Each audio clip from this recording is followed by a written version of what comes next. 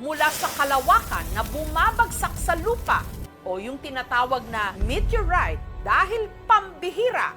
May ilan na ibibenta ito sa malaking halaga. At kamakailan lang, merong lumantad. Meron daw siyang malaking bato na sa tingin niya, meteorite. Resibo ang videong ito. Awa guys, bato, mo ilaw pag yun, mo connect yung sa magnet. Ang higanteng tipak ng bato, kinakapitan ng magnet. Mo connect yung sa magnet. At ang pinaka nakamamangha rito, meron din daw itong kuryente. Nung ilapat niya kasi ang wire na konektado sa bumbilya sa unang bato, hindi ito umilaw. Pero nung idinikit niya na ito sa pinaghihinalaan niyang meteorite, ang bumbilya umilaw. Kaya siya nagka-bright idea na baka ang napulot niya, meteorite talaga. Nung simula na napailaw ko na yan, marami na rin ang pumupunta dito na sabi nila inutusan daw sila ng buyer nila. Meteorite ba talaga ito? Yung totoo talaga ang ano ko kutob na umilaw siya na totoo talaga. Meteorite siya. Ramdaman ko, parang nananayo yung balahibo ko dahil hindi ako makapaniwala. Shock ako dahil ngayon lang ako nakakita ng mga ganyang klaseng meteorite. Kung kumpirmadong meteorite, magkano ang presyo? Nakakalula yung halaga nila. May trillion. Value, well, pwede siyang tumakbo ng pinakamura, $1 per gram. Yung pinakamahalagang meteorites, umaabot ng $30,000 per gram. Philippine peso, well, 1.5 million per gram.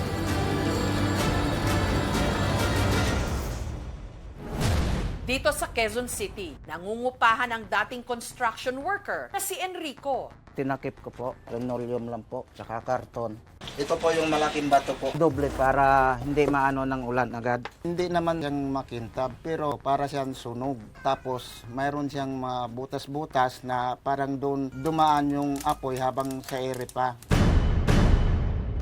Taong 2017, nung nagsimulang magka-interes si Enrico sa mga napupulot niyang bato. Pero kumpara sa ibang bato sa kanyang koleksyon, halos triple ang laki nito. Susukatin po.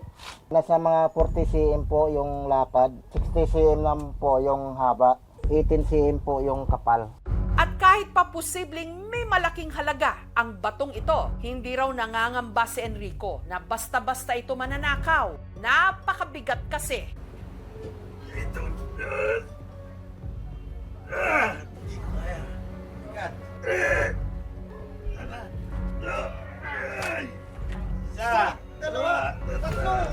Hindi ko akalain na hindi pala nila kayang buhatin yung bato. Pagka-apat lang kami ang bubuhat niyan, sobrang hirap-hirap kami. Sige, dahan-dahan mo kayo.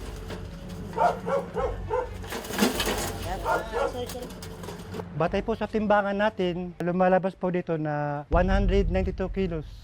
Kapansin-pansin din daw na Parang nangangalawang po siya. Kunting kuskus lang din po ng liha. Pagka nakuskus na yung kalawang, pupunasan na lang din po. ngunit ang talagang nagpapalakas sa loob niya na posibleng meteorite ito. Malakas din siya sa magnet. Kaya ito yung magnet pinagbabasihan kapag yung bato ay meteorite. At higit sa lahat, di umano, tila meron itong kuryente. Sige nga, ang wire ng bumbilya, una munang idinikit muli ni Enrico sa ibang bato. Ito, ordinaryong bato po ito. Susubukan po natin kung iilaw ito yung AC/DC natin na ilaw. Hindi po siya iilaw. Ito rin yung isang bato na ordinary. Baka sakaling iilaw to. Hindi rin po. Pero nung idinikit na niya ang wire sa higanting bato, Susubukan ngayon natin kung iilaw. Ayun po, nailaw po siya. Hindi natin masyadong ididiin. Nailaw pa rin po siya. Yung bato na ito, conductive iron. Pagka hinala ko niyan, isang meteorite na nickel iron po. Kasi magka-mix po yung bato at saka yung iron. at kung meteorite nga ito, jackpot daw si Enrico. Ayon kasi sa na-research niya online, Nakakalula yung halaga nila. Ang halaga niyan, base sa napanood ko lang din po, $400 to $500 per gram. At kung tinatayang 200 kilos ang bato, ang halaga nito, May trilyon. ito na kaya ang babago sa buhay ni Enrico.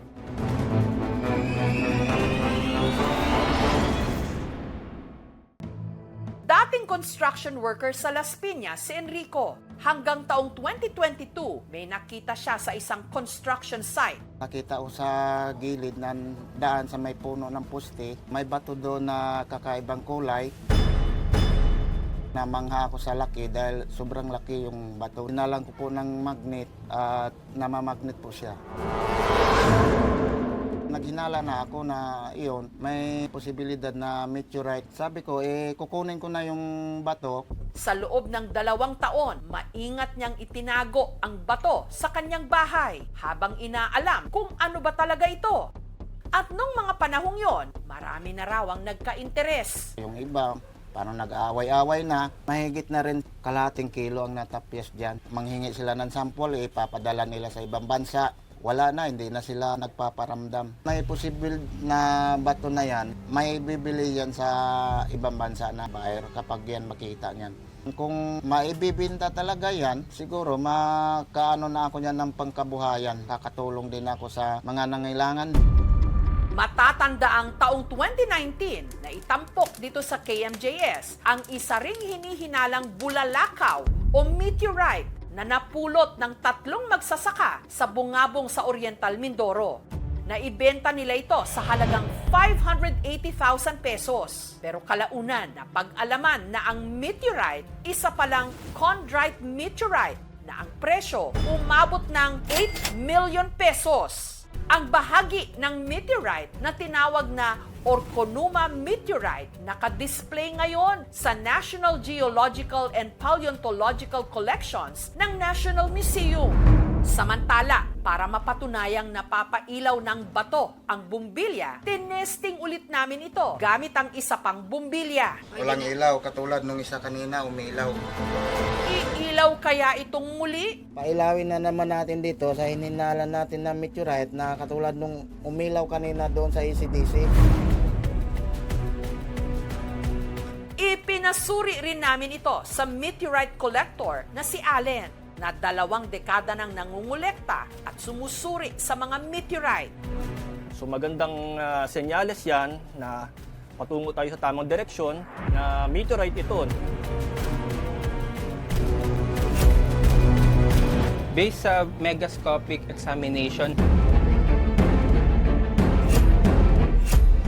Isa na naman nga bang meteorite ang aksidenteng nadiskubre dito sa Pilipinas? Susunod na! Ang dating construction worker na si Enrico may napulot na natatanging bato. Dumidikit dito ang magnet Mukunik yung sa magnet. at napapailaw ang bumbilya kapag idinikit ang wire nito. Ang bato, pinaghihinalaan niyang isang meteorite na gawa sa nickel iron. Para makumpirma, muling titestingin ang bato. Ito po, 220 to na ilaw. Iilaw kaya ito? Magkaiba po sila kasi wala po siyang DC, AC lang. Wala po siyang battery. Kuryente lang talaga yung 220 makapailaw dito. Ilagay natin sa ordinaryong bato. Kung talagang iilaw, wala rin talaga. Pailawin na naman natin dito sa hininalan natin na meteorite na katulad nung umilaw kanina doon sa ECDC. Wala po siyang ilaw talaga. Ipinasuri rin namin ito sa meteorite collector na si Allen, na 2 dekada nang nangungulekta at sumusuri sa mga meteorite. Dahil sa kabigatan na yan, nasabi ni tatay na may dumidikit sa magnet, ibig sabihin, may nilalamang bakal ito. Usually meteorites, may bakal nga talaga. So magandang senyales yan na patungo tayo sa tamang direksyon na meteorite ito. No? Value, pwede siyang tumakbo ng pinakamura, $1 per gram. Pinakamahalagang meteorites, umaabot ng $30,000 per gram. Philippine peso, 1.5 million per gram.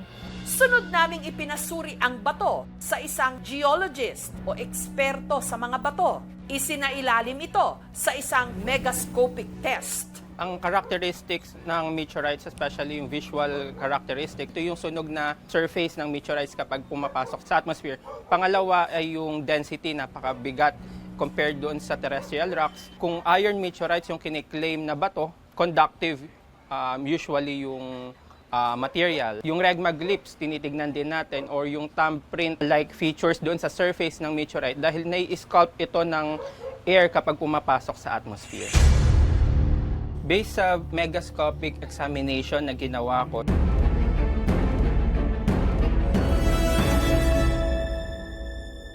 mababa ang chance na ito ay isang meteorite.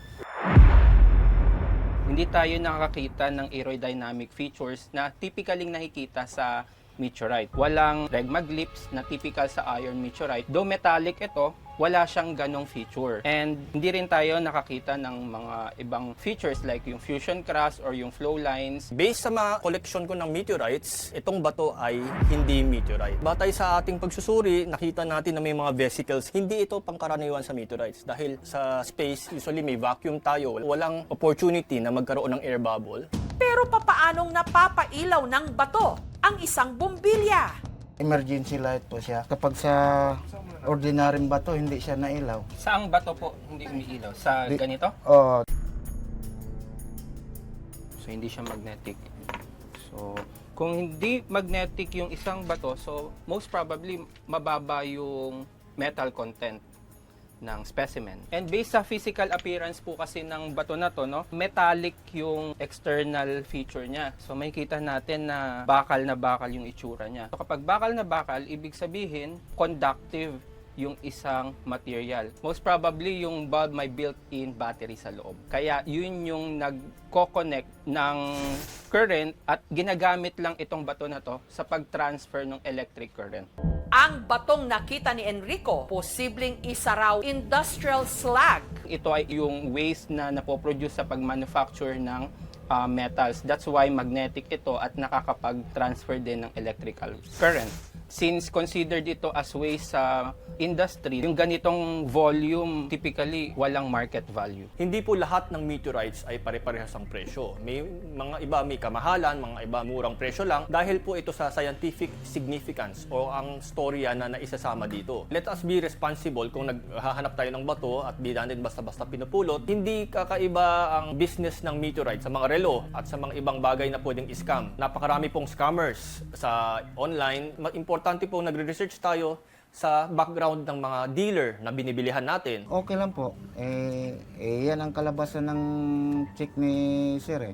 Tatanggapin natin na hindi siya kabilang sa meteorite. Gagawin na lang din yan, collection po. Parang souvenir na lang. Bato-bato sa langit ang makapulot swerte. Pero sa ilang pagkakataon, ang inaakalang pera nagiging bato.